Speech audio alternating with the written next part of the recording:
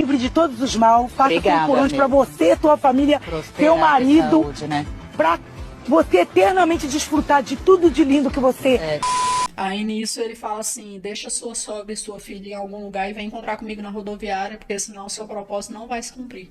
Olá, senhores, bem-vindo ao canal. Recentemente eu reagi a um trecho de um podcast que Sandra Amara participou e naquela parte ela conta que o casamento dela terminou com o ex-marido, ele traiu ela com uma outra pessoa um tempo depois e ela, por ter sido traída, não guarda boas recordações do marido e também não demonstrou nenhum tipo de gratidão a ele por ter ficado com ela naquele momento difícil. E depois eu fui ver o podcast inteiro, inclusive eu gostaria de dar os créditos aí ao canal Charles Damascena, foi de lá que eu peguei esse trecho da entrevista e o que a gente vai ver a seguir foi como tudo começou. Sandra vai relatar tudo desde o início, como foi que ela encontrou o Dingo de forma aleatória na rua, até o fatídico relacionamento íntimo que eles tiveram dentro do carro. E uma coisa que eu não sabia é que aparentemente ela já não estava muito normal antes de encontrar o Dingo, porque você vai ver aí nas declarações dela que ela tinha certeza que ia ganhar na loteria e que ela não conversava sobre esse assunto com o marido porque ele não dava muita importância para essas coisas.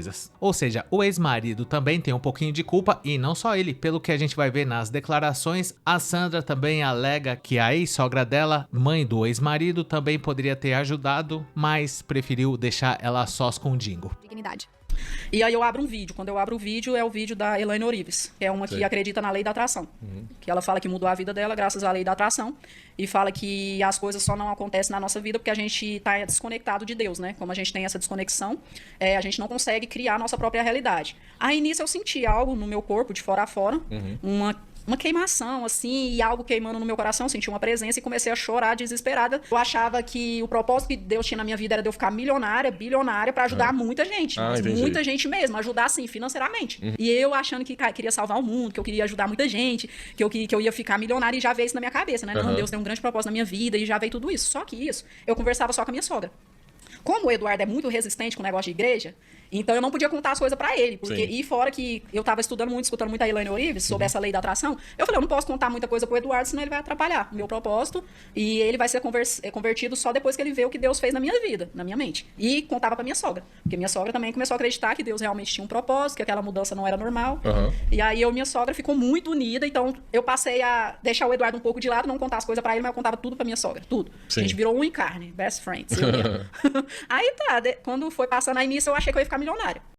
Eu acho que esse já é um forte indício que algo de errado não estava certo. Pelo que eu entendi, isso tudo aconteceu na época que ela se converteu e automaticamente ela já achou que Deus estava falando com ela, que ela tinha um propósito e ela tinha certeza absoluta que ela ia ficar rica para poder ajudar um monte de gente. Eu creio que se ela tivesse falado isso pro ex-marido, talvez ele já ia perceber que a Sandra não estava muito bem e ele poderia ajudar de alguma forma. Mas como a gente viu, ela escolheu guardar segredo e ela só estava contando essas coisas aí pra sogra dela, que aparentemente também não estava com as suas faculdades mentais em dia. Vai ter um trecho aí que a Sandra vai falar que ela tinha certeza absoluta que ela ia ganhar na loteria e a sogra, por algum motivo, também estava acreditando nessa história que a Sandra ia ficar milionária, mas, como a gente sabe, não foi nada disso que aconteceu.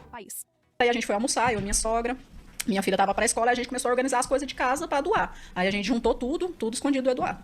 A gente juntou tudo, botou no porta-mala do meu carro e falou, ó, tal hora a gente vai levar para outro bairro lá em Planaltina DF, um bairro que era... E as doações não eram para morador de rua. As doações eram para pessoas da igreja que a minha sogra conhecia e que sabia que precisava de ajuda. Então era para essas pessoas. Momento algum a gente foi fazer ação social para morador de rua. Ô Sandra, só interrompendo você assim.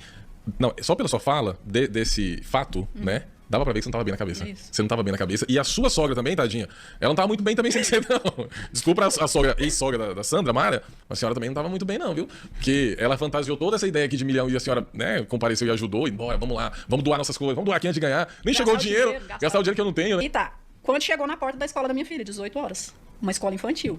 Minha filha, 6 anos na época. Todo lugar... Você já sabia do resultado da Mega Sena, não? Ainda não. Era 20 horas. Você tava eufórica, né? Você tava acreditando. Nossa, eu já tava... Nós já tava tudo alinhado de como que ia ser. Ia ser na casa da minha sogra, o resultado. Eu e ela ia entrar pro quarto lá, a gente recebeu o resultado, nós ia estar de joelho. Tudo, já tava tudo No script, né? Aí você foi pra escola buscar sua filha. Buscar minha filha numa escola infantil. Isso foi à tarde ou de manhã, Sandra? 18 horas. 18 horas. Era 6 horas da tarde, que é o horário que minha filha sai, que é o horário que ela estudava à tarde. E aí, nisso, todo lugar que eu parava, eu não mexia mais no celular. Eu nem sabia o que era mexer no celular. Meu negócio era a Bíblia. E aí, nesse dia, eu estava com a Bíblia que o Eduardo me deu um dia antes, no Dia da Mulher. Aí estava eu lá com aquela Bíblia rosa que o Eduardo me deu.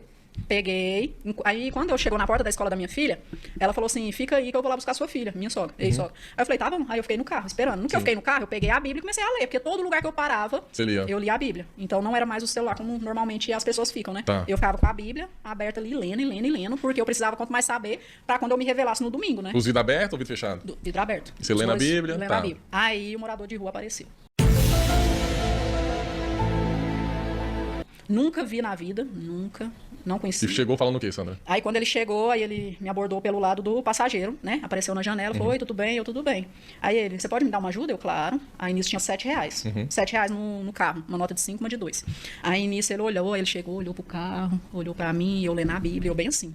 Aí ele: não, eu não quero dinheiro, eu quero essa Bíblia. Aí eu falei: eu não posso dar. Eu não posso dar essa Bíblia porque foi meu marido que me deu. Aí eu deixei bem claro, ó, foi meu, eu com a aliança no dedo. Você tranquila, você tava tranquila ali naquela Aí cena. eu falei assim: não posso dar essa Bíblia porque foi meu marido que me deu. E ele: você tem que me dar essa Bíblia. Tipo, olhando fixamente no meu olho, igual eu tô olhando pro seu. E ele falou: você tem que me dar essa Tava Bíblia. alcoolizado, bêbado, alguma coisa? Não sei, eu olhava, quando ele falou isso, aí minha mente já deu um 360, aí eu já comecei a enxergar ele como um ser divino.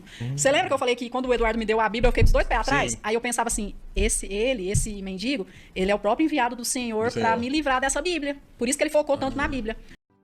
E pelo jeito foi exatamente nesse momento que bateu, senhores. A própria Sandra confessa aí que a mente dela deu um 360. Eu não sei exatamente o que isso significa, mas a partir desse momento que o negócio começou a desandar. E também devo destacar aqui o poder de persuasão que o Dingo demonstrou nessa oportunidade, hein? Ele, apenas olhando fixamente para os olhos dela, já deu alguns comandos ali que queria a Bíblia e queria dinheiro. E a Sandra, por estar passando por esse problema, e também pelo fato do marido dela não frequentar a igreja, ela achou que o Dingo era um enviado do Senhor, um anjo que ia pegar aquela Bíblia, não sei porquê. A história é meio confusa, mas você consegue notar que a Sandra já não estava confiando muito no marido nessa época. Teve um trecho ali também que, pelo que eu entendi, a Sandra já estava começando a doar as coisas dela e da sogra também, possivelmente. Como ela tinha certeza absoluta que ia ganhar na loteria, ela já tratou de fazer as doações antes mesmo de ganhar o dinheiro. Ou seja, Sandra já não estava 100% normal, mas até então não dá para culpar o Dingo pelo que aconteceu.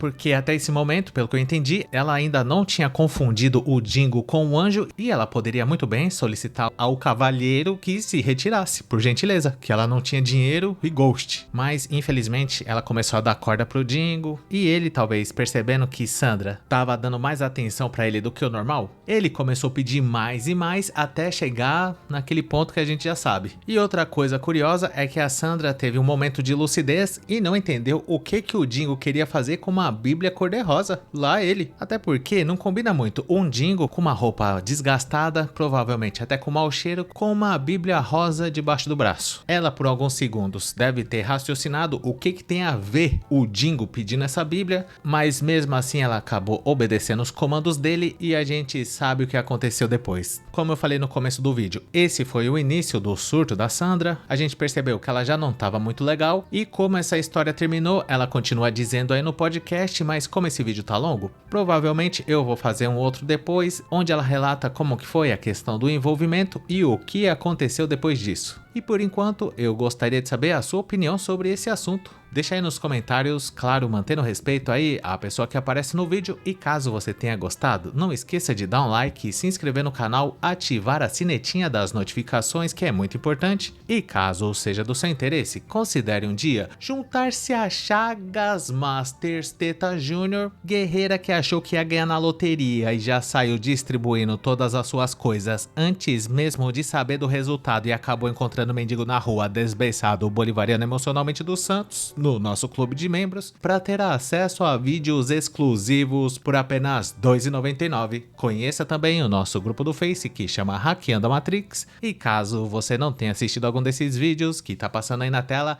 eu recomendo você assistir a eles. E muito obrigado por ter chegado até o final. Valeu!